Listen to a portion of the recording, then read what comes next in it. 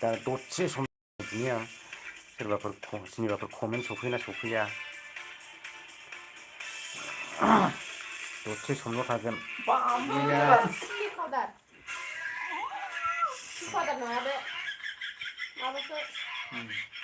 गैया दाबो रावबो दसे सम 5 मिनिटसोल' थागोन जोंबो बेरायनो ओंखारदों हा मुलिया लोंहोबावदां एमिया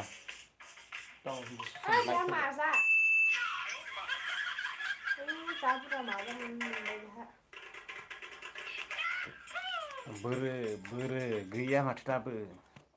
बोरो रावबो सौग्राव फैया माथो जेयावलाय नुबाय नै माथो सागर ब्रह्म मा जाखो ब्र मैया मोनायाव लाइभ फैदोंमोन आङो ओमफ्राय मोनसेबो रावनिबो कमेन्ट नुवाखै बेखौनो दा फुङावहाय ट्राय नायफिनदों नुयोना नुवा होननानैहाय ओमफ्राय दिनै नुबाय नै दसे 5 मिनिटसो थाना थांनोसै जोंबो बेरायनो थांनोसै प्रबिना बसुमतारी हाय ब्र हेल' जाबाय साला जाथारबाय एबार जाबाय सागर मा ओंख्रि जाखो जाथ'वाखै दासो संगासिनो बोरमा बेदरजों ओमफ्राय थालिर मैखुन भाजा बुदिराम ब्रह्म मारै दं मोजाङैनो दं दासान्दि गसाइनि अननायाव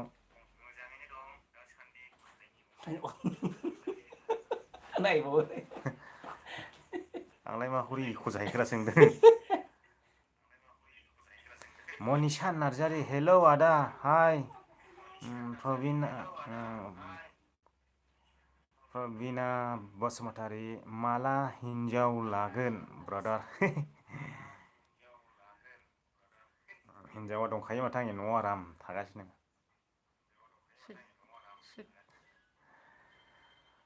हेमान्था BSTRY मा जाखोलै बसुमतारी जाहैबाय आरोखि हेलौ ब्र हाय 37 जन दा जोङो बेरायनो थांगासिनो सोरबा खाथि खाला दंब्ला फैद' बुदिराम ब्रह्म ना हमलायनाय मा होनो ना हमालाय दिनैहाय दैया एकदमबारे जेरबासे फैबाय सुसखेतनि दैया गिदि हगारहरबाय ओंखाम हमनायखाय जाबायलै आं जायै खारनाय मोनलायबाय दाखालि मासे आदा केजि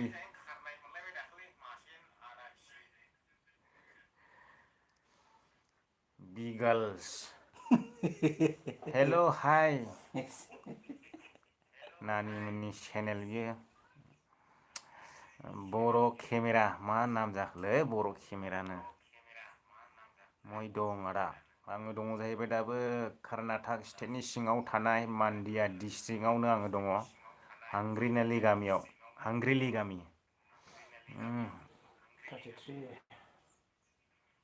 पामेश बसुमतारी न'आव मा होनदों न'आ बहाय मोनलाय ब्र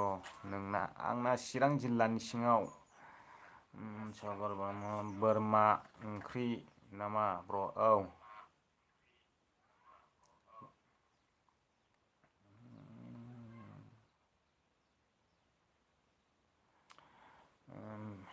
MT ब्लग माब्रै दं आदा दङ बिदिनो मोजाङैनो दङ नोजोर दैमारि बहा थायो दाना न'आव फैबाय नामा र' गोमोरबाय बानायसो है थाङाखै दाबो दंलाबायो गोदाव सोरावनो बेयावनो बिपुल बसुमतारी गड ब्लेस इउ बन्धु थेंक इउ बोर होनायनि थाखाय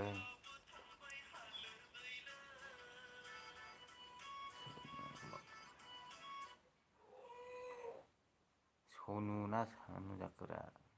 सनु दहायनि दाब्लिउ बिदि दानफ्रुनायखौ दाब्लिउसो हमलाय माबायाव दाब्लिउ हमला एकदमबारे गाज्रि सोलियो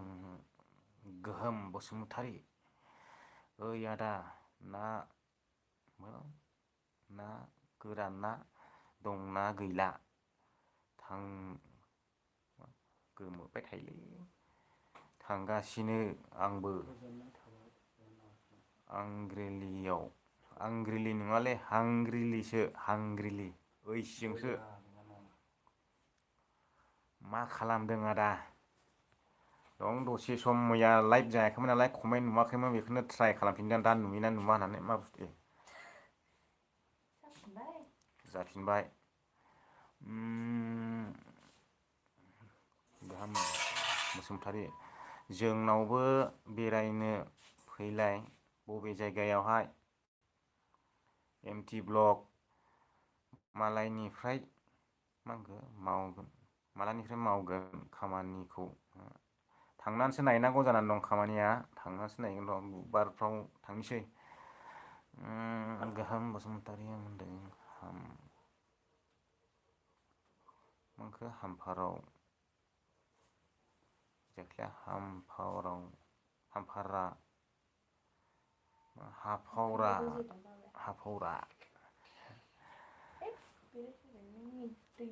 हाफावरा होननायाव खाथिल' जाखायो जों दा माइसुरसो थांनो ओंखारदों नै गोहोमा होनदों 10 थाखाल' बास 10 थाखाल' लायो आंबो नोंसोर थानाय खाथियावनो थायो मैथा हाफाराव दं हाफाराव थायनो नोजोर दैमारि बै उननियालाय सोर बिसोरनो सनिया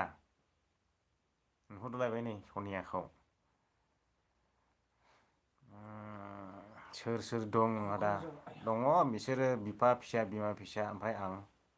बिसोर साब्रै आं गासैजों साबा दं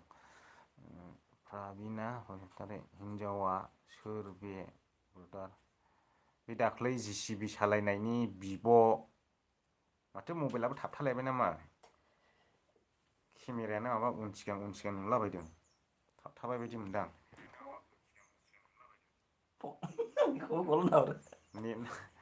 नेटना थाबथाखो ना मबाइला थाबथाखो बुंनाया उनावसै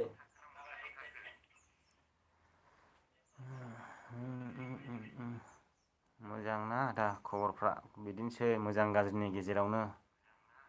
अहाय ना हमासै नामा आदा ओहो हमाखै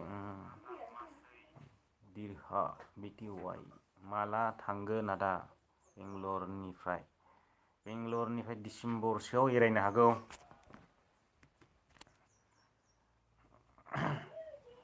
माइसुर मानदिया रड हेल' ब्र बिपिए फिल्म प्रडाक्सन हेल' ब्र ओमफ्राय मा ओंख्रि जाखो जाथ'वाखै दासो संगासिनो दङ बोरमा बेदर थालिर मैखुन भाजा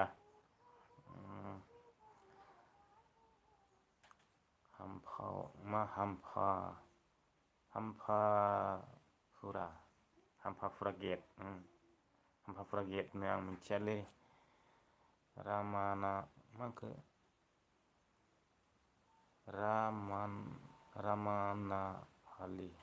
रामानाहालियाव बिसिनि जायगाफोरनि नामखौ बारा सालायगिदिङालै आङो गार'फोरनि बायदिसो जोंनि बर'फ्रासो गावनि नाम दोननो रोङा माबा दाख्लै डिस्ट्रिक्ट गोदान बानायनायाबो तामुलपुरसो दोनलायबायनो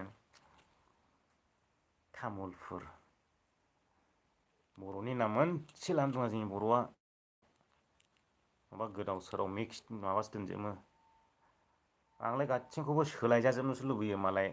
ओरै मेघालय शिलं गार' हिलाव थांसै गासिनो गावसिनि गार'नि नाम दोनजोबो बिसोरबो गावसिनि जायगाखौ जोंनि बर'नि जायगानि नामानो मोनसे बर'नि गैया जोंनि जायगायावहाय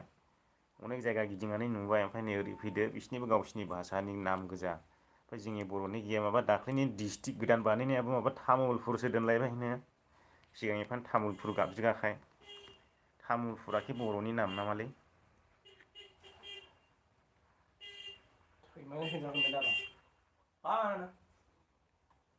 मोनसेबो जोंनि बर'नि जायगाफोरखौ सिदा नाम दोननो रोङा जोंनिया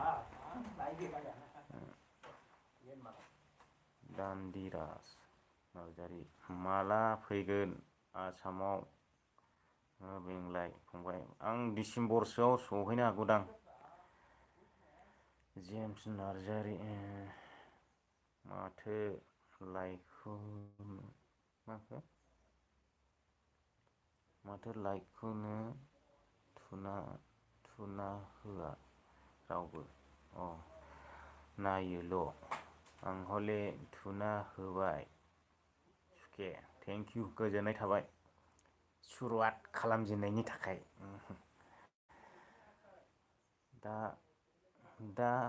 दा फैगौ सानदेआव थांगोन आदा आंखौ सानदेआव लोगो मोनला नोंसोर फैयो ना मायो फैबानो जाबाय आंखौ लोगो मोनला सानदेआव आं बुधबारफ्रावनो बिनिफ्राय एरायगोन दा बेलासियाव आंहा बिजिआव मोनसे थुजाबावनांगौ बेखौ थुजाखांबाथाय जाबाय माननाया नैबे गोदनायावल'सै बांद्राय गैला लोगो हमजागौमोन आदा नोंखौ बेंगलर उदुपियाव बेरायफै आं बहाय थायो उदुपियाव आं थांफेराखै महानन्दा नार्जारि मोजां कन्टेन्ट लाबोबाय था बिदिनो फ्रम बेंगलर गाहायाव मा लिरदों वेस्टारफिल्ड ना मा होनखो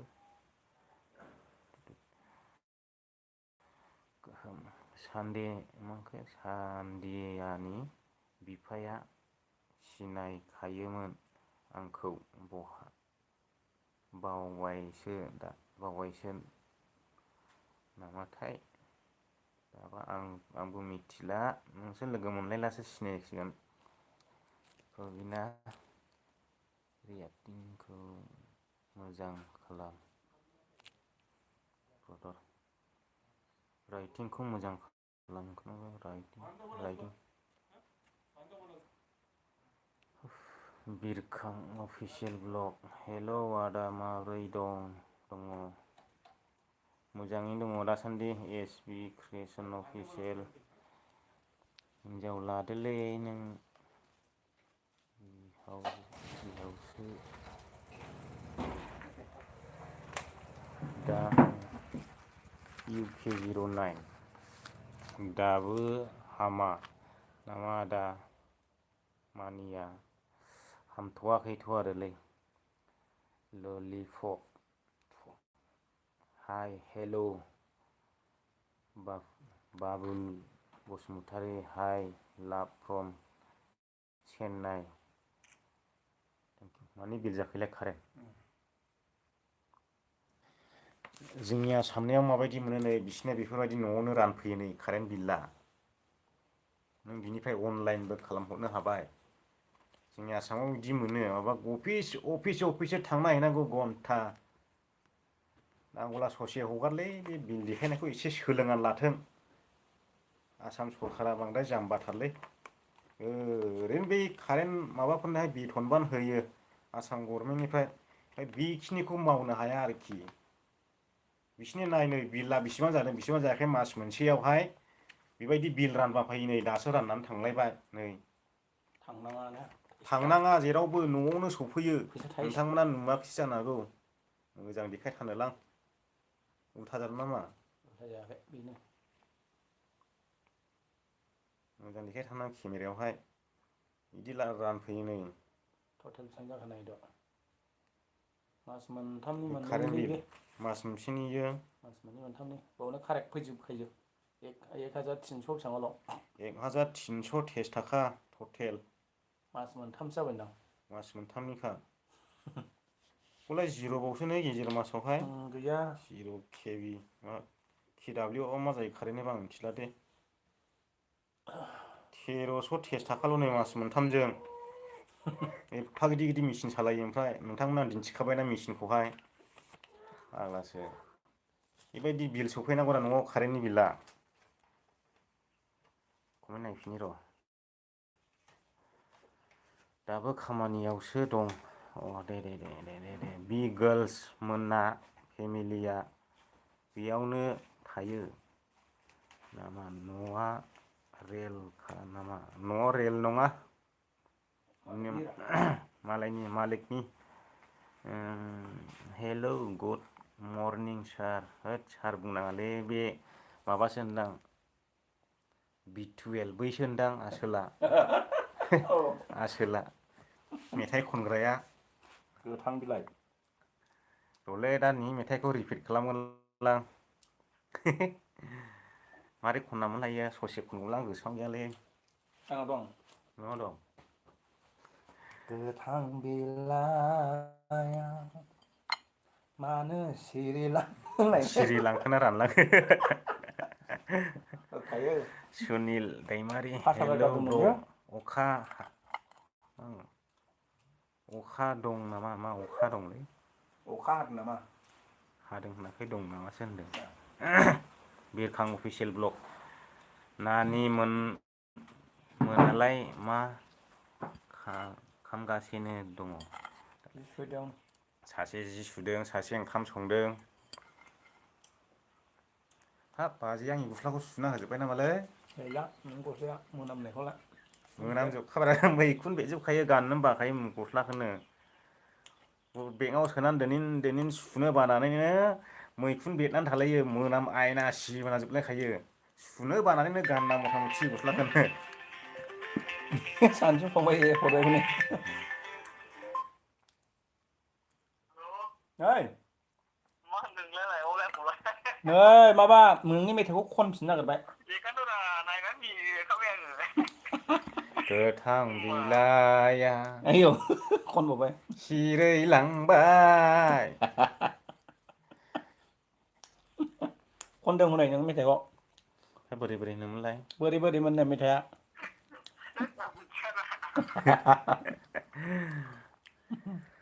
हाय ब्र' लाइभ थागासिनो मालाय साबायखर हाय ब्र' खोनायाखै साबायखर खोनायाखै बसुमतारी लाइभ बहानि थागासिनो दं नों ब्र' आं चिरां जिल्लानि बिरखां अफिसियेल ब्लग आसामावबो दाना बिला बिदि फैबाय आदा नै दासो जोंनिथिं थाङाना दासिमबो माबा अफिस थांना हैनांगौ खामानि गैया गावनि कारेन्ट बिल होनानै गावनि पकेटनि गारनानै थांबावनांगौ आरोखि बिसिना गावनि बाइकजों बिसिना फैबाय गावसिनि कम्पानिनि कारेन्ट अफिसनि बाइकजोंनो है न'खर न'खर गावसिनिसो फैनानै बिल गावसिनिखा बुनानै होफैखायो बाइकआनो गावसिनिखा बाइकआबो गावसिनिखा B12 भिडिअ'ग्राफि बाव जाहैदों नामाखौनो अजाद लायोलै दानाबो बिदि मोनसैथ'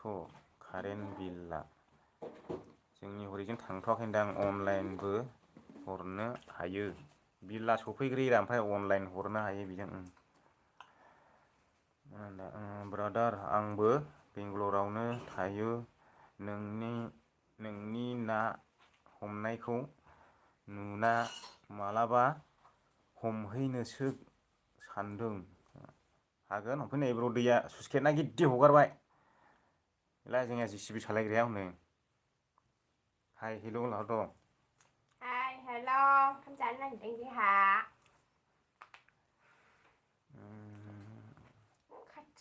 आंखौ कमेन्ट फरायनायाव गालांदोंलै सानदों नों आरो थांसिगोनबालाय माबेहाय मांखो फागोलाव लिरजामोनलै माहादेबपुरा वाइफिल्ड एरियायाव थायो जों वाइफिल्डआव दाखालि सप्तासे थाहैदों आं सप्तासे माने थांलुबाय थादोंमोन आं दाख्लै ओजों खाथियाव थानायाव खनसेथ' सप्तासेयानो जाहैदोंदां थांलुबाय थायो आं वाइफिल्डआवहाय फेमिलिफोर थायोना वाइफिल्डआवबो आलासि जाहैलुबाय थायो आङो हेल' फाग्ला हेल' वाटार बांला मारै लिरखो आं हमनो मोनलायासैलै मानसि 6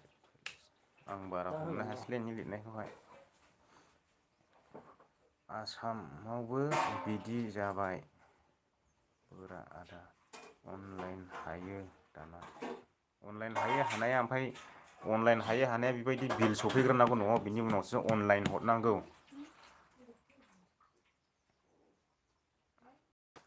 बे लेखा सफैनायनि उनावबो जुदि हरनाब्ला कारेन्टआ सेलथेब ओरैनो बिदि बे सफैनायनि उनावहाय सानथामना बेसेबांबानि उनावनो हरनांगौ दा लेखा माबाखौहाय बिलखौहाय बिनि उनावहाय जुदि कारेन्ट बिला सफैयाखिसैब्ला न'आव फैनानै सेलथेब होफैबाय नोंनि कारेन्टखौ हटेल खालामा जाया हरनो रोङाखै बेनिखौसो सेलथेब कनजुमारखौनो खेबथाबना गालांखायो बिल हरनाला निजोम बर' हाय आदै नुथारसै नामा आंखौलाय जुदास बसुमतारी जोंनि आसामावबो न' रानना होयो ब्र टाउन एरियायाव बुहुद गामि एरिया एसे आलादा गामि एरियायावबोथ' अफिस दंजोबो ना कारेन्टनि ओरैनो गामि एरियाबो रानफैयो बेबो गामि एरियाना आं थानाया हाजो जायगा गामि एरिया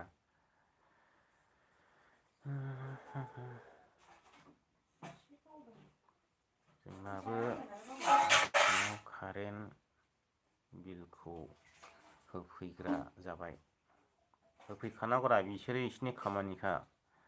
हेलौ ब्र फ्रम शिलं बावसोनो शिलंआव थांगोन फैगोनाव माबानिफ्रायसो हाबगोन आं टुरानिफ्रायसो हाबगोन टुरानिफ्राय गिदिङै शिलं थ्रु चिरां बिजनि गाहाम भामब्लाया भांग्रागुरियाव दुंहाव थासारि जोलुर बादायलायनायाव जादों बे दुंहाव थासारिया जोलुर खेला जानाय समावनो माखासे रागा जोंनाय चिरां बिटिनि बिजनि दावराव जोलुर बादायलायनायाव जाखायोलै पुलिसफोर फैबाय माब्रै दं मोजाङैनो दं दासान्दि बि मानास पुलिस जोंनाबो न'आवनो होफैसै दानिया बिल रिसिप्टखौ बेबायदि मोनखानांगौ ट्रेभेलिं आलफ्रिड नाखौ आंबो जागौमोनलै जाफै आदा जाफै हाब नों फैबावबाथाय साबसिनसो जाबावगोन दा माहाय दंथाय आदा न'आव सेप्तेम्बरावनो फैनो होनदोंमोन दा आदाया आदा आलफ्रिड जाफै आदा नों थाफैबावबाथ' एकदम इन्टारेस्टिंसो जाबावगौमोन ना हमनायावहाय गोजानावसो दंहैयो माबाजों जाहैबाय गप्र'जों गप्र'जोंहाय दैयाव हालुब ओरै एब्रेबायलाबायनो हागौमोन गैया आंलाय बायनोबो हाया फैसाबो सफैया मबाइलाबो जाबावलासो थाबथाजोबसै गप्र' मोनला सालाखौ दैयाव हालुब देखायगौमोन आं नाखौहाय ओइ सेरफाख्लायल' मोनखायोलै ना खावैया जापानि खावैया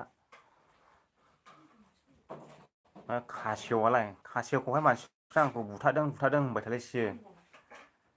भिडिअ'खौ जोबजासिम नाया खासेवखौहाय बुथारनानै जाबावदों जाहैदों जों आंहा भिडिअ' खेबनोसो हमना लाबोदों बे दैयाव हगार हरफिननायखौ नुदोंना नुवाखै जाखोथाय बिसोरो माबेसे गबोदों ना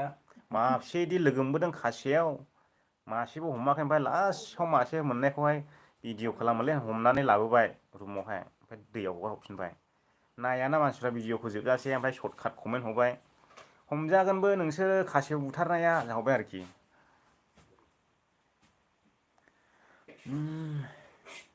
सुनिल दैमारि नों माहाय थांगोन ओमफ्राय आंनि थांनाया दा फिक्स नंथ'वा बोरैबाला उरफि थांनो हागौदां उरफि गवा बर्डार एस बि क्रियेसन अफिसियेल मा ओंख्रि जाखो बिहावजो आंखौलाय बोरै बिहाव जालायखो फिसाजो गैया मोनगैयालाय फाग्लालाय बरिया जादों नोंथां लागाव सान्दिया फादार आदैया मोसानो गोरोंथार आरो खैरेटनाथ' देन्जार जाखायो देन्जारलै बिफा फिसा जुदास बसुमतारी बि गार्लसनि बिफाया मा मावो ओमफ्राय बेयो मेचिन सलायो मा फ्लाइं मेचिन ना मा होनो फ्लाइं फ्लाइं मेचिन नोंखौ दाख्लै सोरबा आंनाव सोंहरबाय थादोंमोन गसाइगावनि ना माबानि खासिख'थ्रानि फ्लाइं मेचिन ना माबा सलायनो खासिख'थ्रायावहाय नोंनाव सोंहरनो नागिरबाय थादोंमोन आं खिन्थानोसो बावदों नोंनोहाय आदा नों मा खामानि मावो आङो चाइनिस मास्टार मावना दंमोन रेस्टुरेन्ट लाइन ओमफ्राय दा गैला खामानियानो बन्द' जाबाय NS दैमारि ब्लग हाय आदा बोरै दं मोजाङै दं आङो दायो दा आङो दोनथ'नोसै लोगोफोर ओंखाम जानोसै जोंना ओंखामा रेडि जाबाय नै जाबायानो माखासेया जाबायानो दोनथ'नोसै ओंखाम जानोसै ओमफ्राय बेरायनो थांनोसै माइसुर पेलेसाव मोसाहैगोननो माबाजों सान्दियाजों सनियाजों माइसुर पेलेस मोसाहैगोन जाहैदों थांफानोसै आंबो नायहैफानोसै बिसोरजों नेनानै थाब्लानो जालायबाय बिसिनि चेनेलाव नुसिगोनलाय माइसुर पेलेसाव मोसानाय मा गान मोसागोन फैसना खाथियाव नोंखौनो नागिरो आं होनलायनाया सुपार हिट जाखागोन माइसुर पेलेसावसो मोसाबावगोन 100 थाखा टिकेट होनानैहाय आंबो गामसा गाननानै थाङोलै आखाइ हमनानै थाबायलांगोन दे बिफानो सं संनानै आदाया केमेरा खेबग्रा जाथोंसै केमेरामेन नाय गोमोहोजोबगोन आंबो गामसा आंनि आर'नाइया रानाखैदां आर'नाइ लानाय गामसा गैयालै आंनि एकदम बोरायसो माला गामसा गानना बेरायहैगौमोन आं माइसुर पेलेसावहाय दिनै आदा उदुपियाव आंबो थायो उदुपि ना उर्फिरा बेयाव सहैगोन उर्फि ना उदुपि उर्फियासो जागोनदां ना उदुपिसो होनो आं बारा मिथिया बेयाव सहैगोन र' साननैसोनि उनाव गवा बर्डार सागोराव हाय ब्र' आं दोनथ'बाय दे लोगोफोर एसेनोसै जायफ्रा दसे सम लाइभआव थाफैबाय 28 मिनिट जाबाय नै आं 5 मिनिटल' होनो नागिरदोंमोन माने मैया जायैखाय ट्राइसो खालामनो नागिरदोंमोन आङो कमेन्ट नुयैखाय मोखाङाथ' नायजाला ब्र'हाय दाख्लै पार्लाराव हाबनानै ओरै खा जाजोब्बाय नै नानेखा नानेखासो होनोनो मिथिलाय लाङालै जाजाफिनिखायनो नामफोरखौहाय बेनो फार्स्ट टाइम खारगोन ना खारलिथाय जोमै बायदि दाखा दाखा दागि खरजोबबायनायानो जानोसै औ आयनायाव नायबोला दुखु मोनसै आंलाय हाबा आयनायाबो खाथियाव दंमोनलै नायनोसो बावदों आयनाखौ नुथ'नो आयनायाव नायब्ला दुखु मोनसै आंलाय हाबाब बेखिनियानोसै लोगोफोर दसे सम आंजों लाइभआव थाफैनायनि थाखाय गासैखौबो आंनि गोसो गोरबोनिफ्राय साबायखर बावनानै दिनैनि लाइभखौ आं बेयावनो दोनथ'नाय जाबाय माने सप्तायाव खनसे फैनो सानो ओमफ्राय समखौनो मोना समनि गेजेराव ओमफ्राय बायोबो बिदिनो मालाबा मालाबा फैखांबाय थागोन मासाव खेबसेखौथ' आङो फैथारखायो लाइभआव आरो इउटुबनि रुल्स बायदिब्ला मासाव खनसेखौ लाइभ फैथारनांसिगौ दानि दिनावहाय ओरैबायदि आपडेट जाजोब्बाय आरो नोंथांमोननि अननायावनो आंनि सेकेन्ड चेनेलाबो दिनैहाय मनिटाइज खालामनो हाबाय आङो अन जाबाय सानथाम फुरा लादों आङो बैखौ मनिटाइज अन खालामनायावहाय मबाइलानो थाबथाजोबसै ना नेटआनो थाबथादों जाखो ना केमेरायानो थाबथादों सानथाम फुरा लादों आङो बै गोदान चेनेला मनिटाइज खालामनायाव सालारि बेसे मोनो मानि सालारिखौ सोंखो इउटुबनि सालारि होननानै सोंबाथ' गैया आं मास मोनबा 6 मासावसो खनसे 8,000 9,000 बेफोरबायदि मोनो आरो होमब्लाबो बाया बिथाङा इसेबां खम फैसा मोनब्लाबो नाजाबाय थायो दावगाथारगोन साक्सेस जाथारगोन नाजानाय दं बिनिखायनो नाजाबाय थायो आं नङाब्ला बासिगौसो गुबुनफोर बायदिला बिना फैसायावनो गरसे आखाइयाव थाइसे थाखा गैयाब्लाबो मानसिफोरजों मानेहाय ब्लगिं खालामनो थाङोमोन आं सिगां खालामजेननायावहाय दासो एसे एनै भारा गारनानै थाबायनो हासै आं आयौ बन जानोसै दासो गारि भारा गारनानै एसे एनै गरसे गरनै गारि भारा गारनानै थाबायनो हाबाय जेब्ला सिगां आं जेब्ला भिडिअ सुरु खालामजेनो अब्ला थाइसे थाखा आंनि सिफियाव गैयालाबो मानसिफोरजों बाइक दाब्लिं थांफानानै ब्लग खालामनानै भिडिअ लाबोयोमोन आं माखासेबो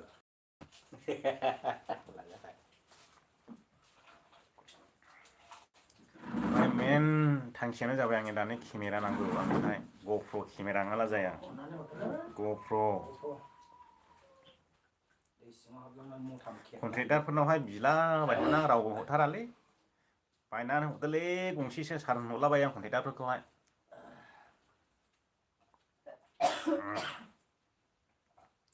बेखार जौ लोंनायफ्रावसो गारो नोंसोर फैसाखौ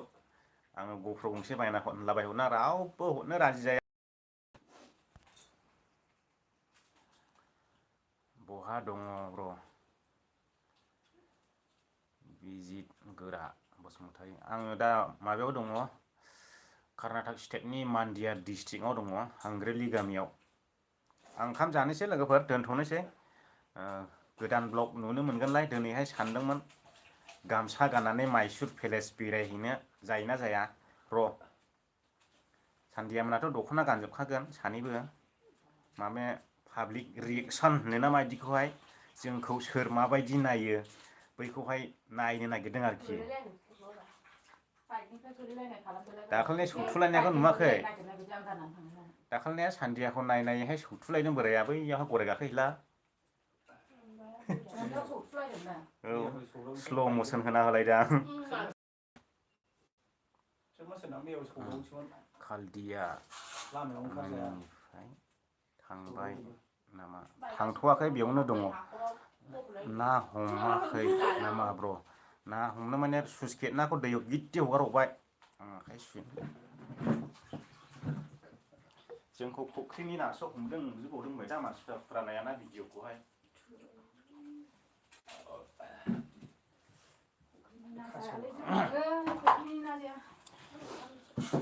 आयौ ना होमब्ला ना बेंगलरनिलायनो सान्दियानि दैसायाव लुलाखायोबालै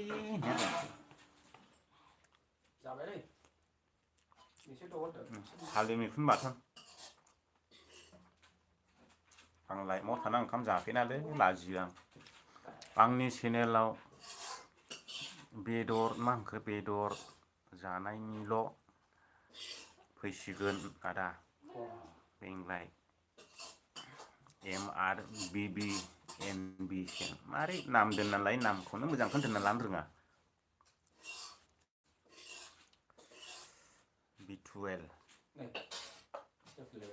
B12सो नामा B12निसो नामा नामफोरखौनो मोजां खालामनो रोङा चेनेलनिखौनो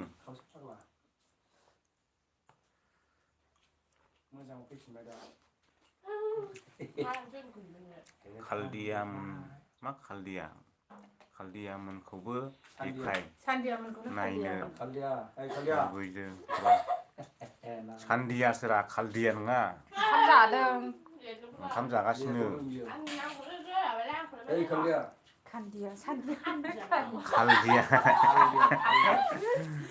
सान्दियासो ओंखाम जागासिनो नै बिसोरबो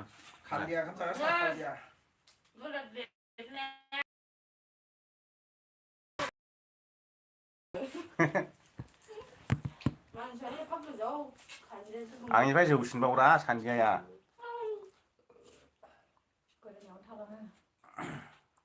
जौबाथाय देन्जार दारजांजांबा नुखागोन मोदोम खाबावला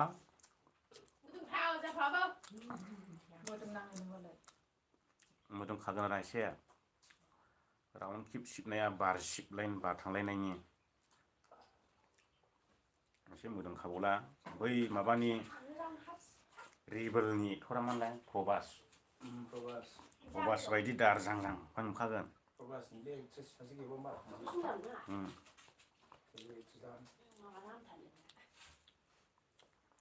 राउन्ड किप सिबनाया बार थांलायनाय नुखायोलै प्रभासनिया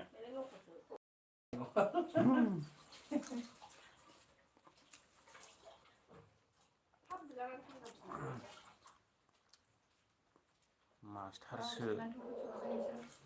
एमआरनि मिनिङा एमआरआथ' मास्टार जाहैबाय बे बिबि एनबि आलाय मानि जाबावखो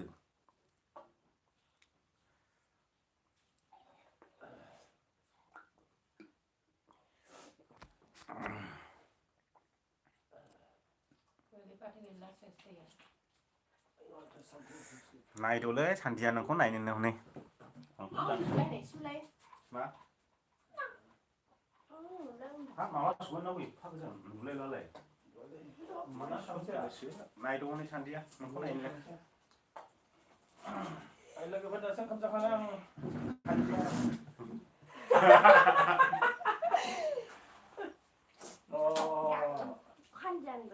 ओंखाम दै गारहैदों सानसेया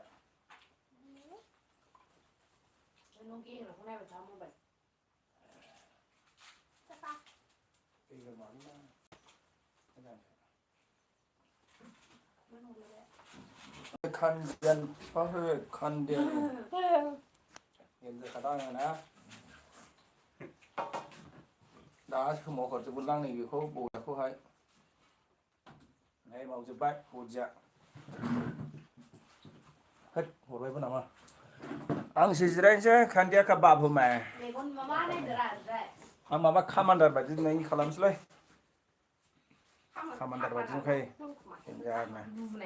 बोरो सोर लिरखो आंथ' नुवालै गैलानो रावबो गैला आं फैदोंबो गिनानै खारलांजोब्बाय नामासि लाइबानो गैला ए दङलै सान्दिया नोंसोर मोजाङैनो दं सोरलाय बैस वानदि सान्दिया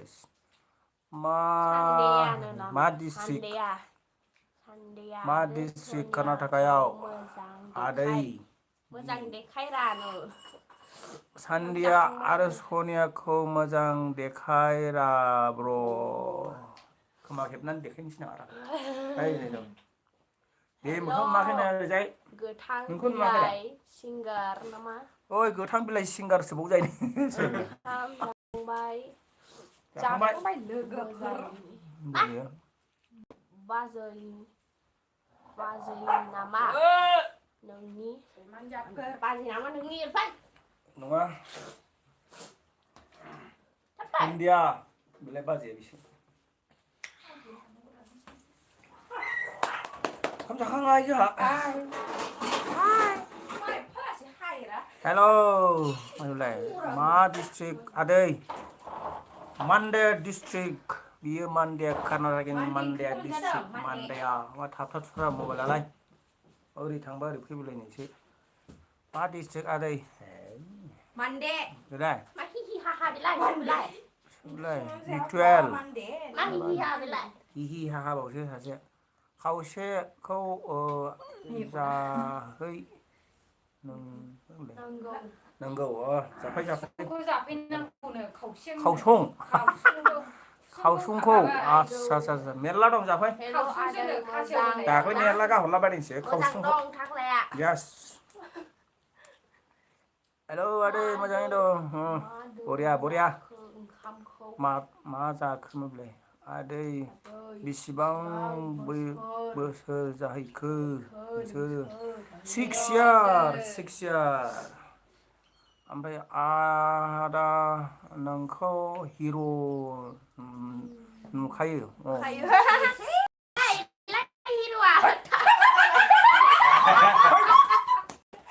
हिर'खांनो हिर' बेलाय बजिब दङ आंनाव हिर' नुखायोना हिर' नुखायो गोदो माबाफोर फिल्माव दंमोन दङथ' माबोरै बावनो हानो मोजां नाय आं जोबाबो थैबावा एक्टर बादि नुखायो नोंखौ वाव एक्टर बादि नुबावनोसैसो ना आरो दिन्थिबावनो दा वाव माबादि नुदों खाना फैबाय खाना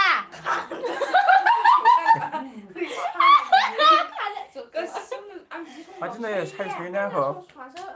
दारिया नै साउथ इण्डियान लाखादां ओमफ्राय थैब्लाबो बावनो हाया लाइभआव नामा नोंखौ रिटुवेल बरिया सलिड थैब्लाबो बावनो हाया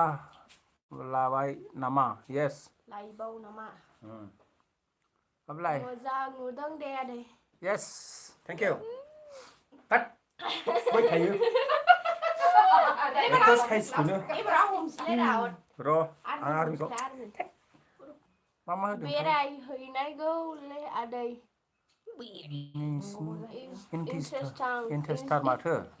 yes गासिबो इन्जय थाजोबखायो जा इन्टारेस्ट थायो जों र' नाम्बार 1 एक्टर बायदि yes thank you खानाय गैयाबाबो yes खानाय गैयाबाबो देन्जार नुखायो माथो खानाय गैयाबाबो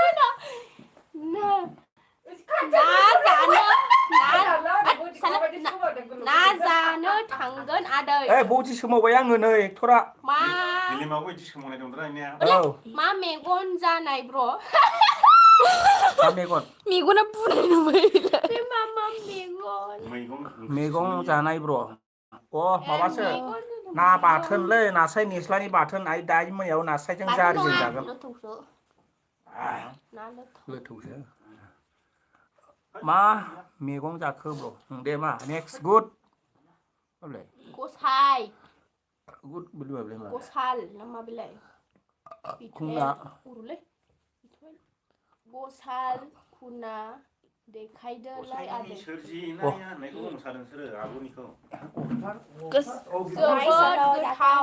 जोबोद गोथाव आरो दारिया जा हिटखानानो आरो दारिया नुबाय रा बिलाय नुबाय दा नै गस्ला फुनना देखायखाबाय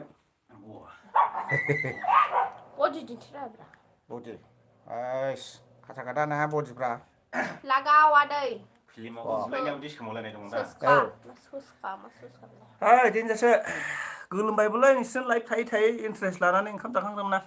लागाव थाब थाब फैदो उदैया देखा उदैखौबो लागाव आदै बिमा सेस खालै बाव जायो उदैया देरबाय देरथ'वाखै फिसासो आदै बरिया सोमावबावो आदै हिर' मा खबर मोजाङै दं आंनि नामा बिदि सन्देया सोर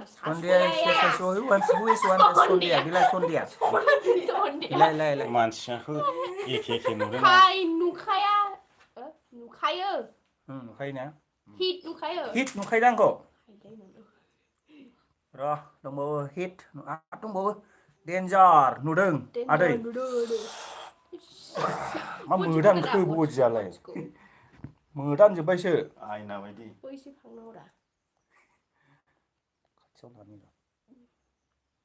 गोदो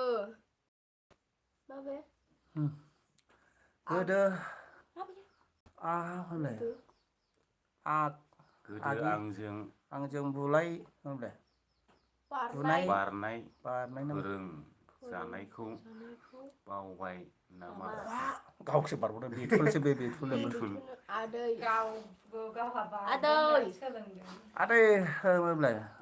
गाबोन ना मा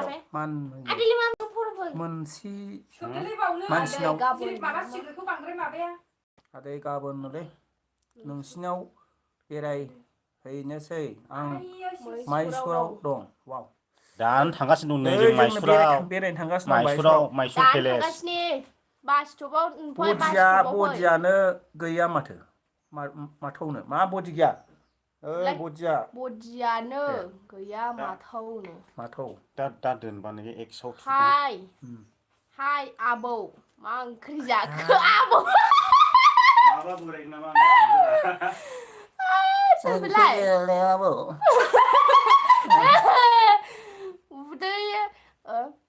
उदै थु गिदिर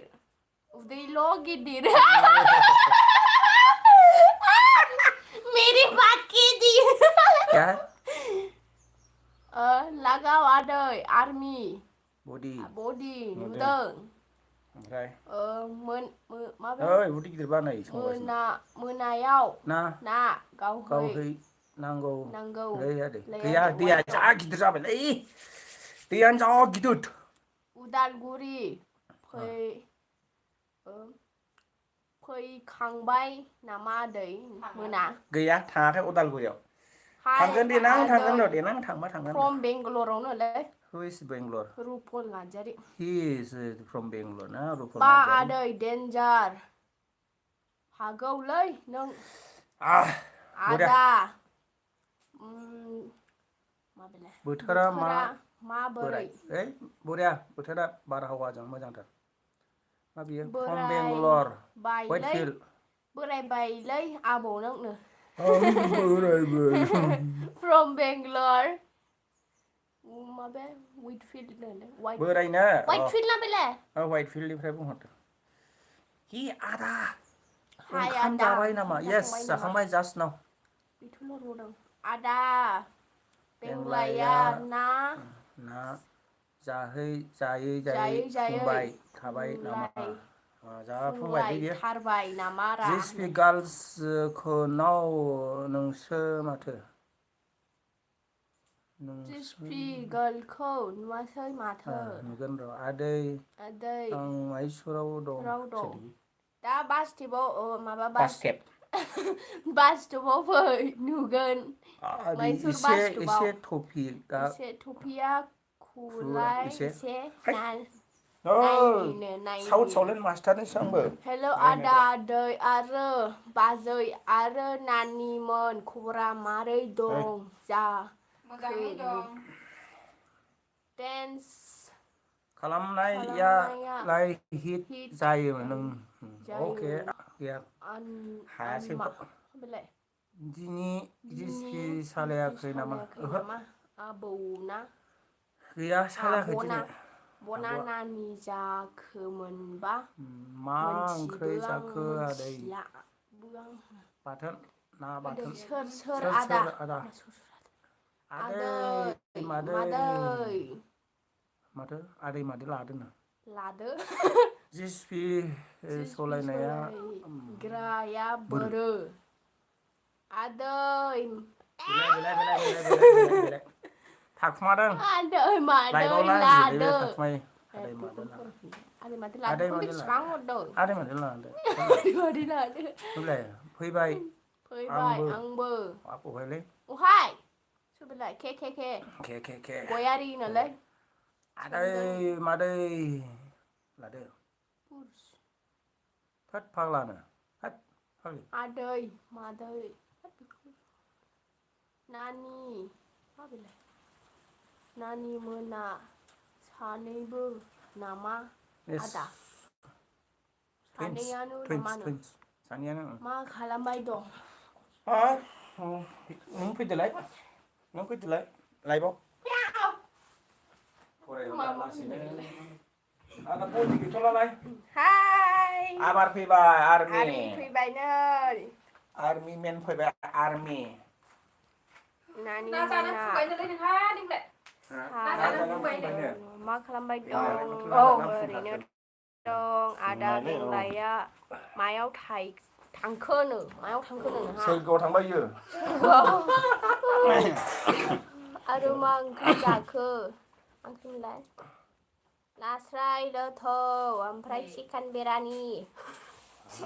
मा ओंख्रि जाखो आबौनोलै आबौ फैद' आबै फैबाय आबै बोराया खै आदै नोंनो सोरबा आबौ होनो सोरबा बोराय बरिया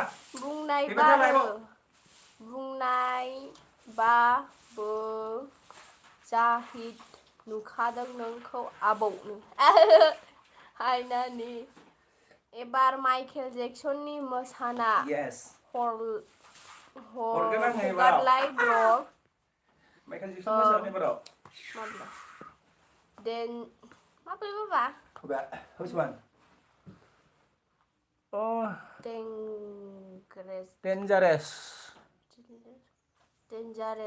संखौ बिराद भिउस जागोन दे नायल' Yes, माइकेल जेक्सन मोसायोबा बिराद भिउ जागोन बोरायफ्रा खारबायसोनो खाराखै आदै मादै लादो सेंग्रा नुयो नोंखौ आदैया दंखायो मादैयानो खाथियाव मादैयानो दंखायो नोंनि BF आ सोर मा BF बेलाय BF खौ बुजिया बियो आर्मिया आर्मिया BF डेन्स खालामनाय आबौ डेन्स खालामनो खालामत डेन्स नोंनि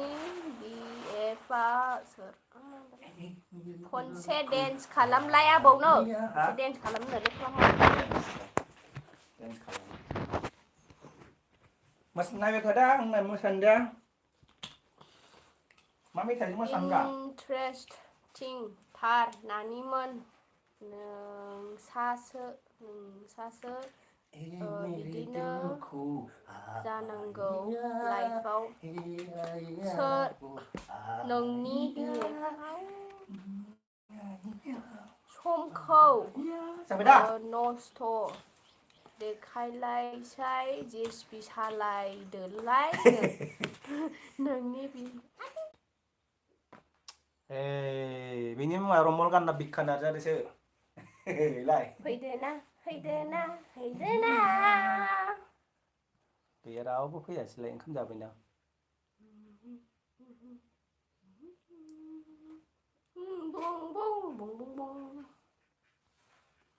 गैया फैला एसेनोसै भिडिअ'आ जोंना स'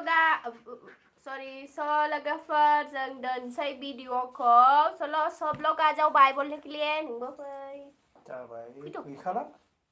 बाय दोनसै बाराव भिडिअ'खौ जोंहा मैसुर थांनायनि तैयारि खालामनांगौ स' बिखिले इतना ही है चलो हम लोग रखते हैं विदाय लानोसै बाय टाटा फिर मिलेंगे अगले वीडियो में अगले लाइव में मै होनो एक सौ सुनांगौरा ओके